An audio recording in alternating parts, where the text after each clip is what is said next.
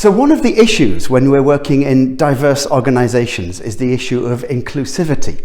Now, a lot of people talk about diversity and inclusivity as though this is a single thing, but actually diversity and inclusivity are different, and in some respects they're almost the complete opposites.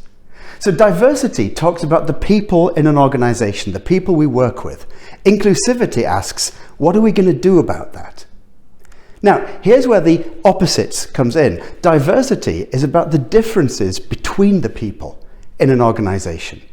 And one of the ways that we can deal with the differences, one of the ways in which we can be inclusive, is we can actually start to stop othering other people. Now, the idea of othering other people is seeing them as something other than ourselves, seeing them as something different from ourselves. And this is where diversity comes into its own, because it is looking at other people as different. It's othering other people.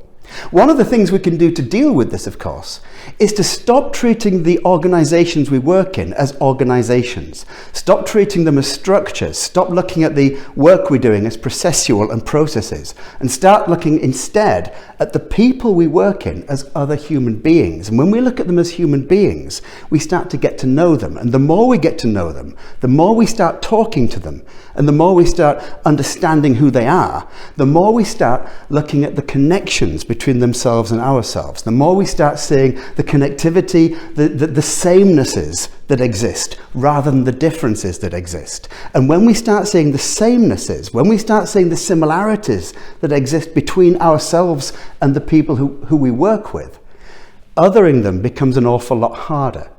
And in fact, this is the basis of an inclusive workplace. The basis of an inclusive workplace is communication, seeing the people we work with as human beings and finding the connections between them and ourselves. And once we do that, we stop looking at where we're working as diverse and start looking at it as inclusive.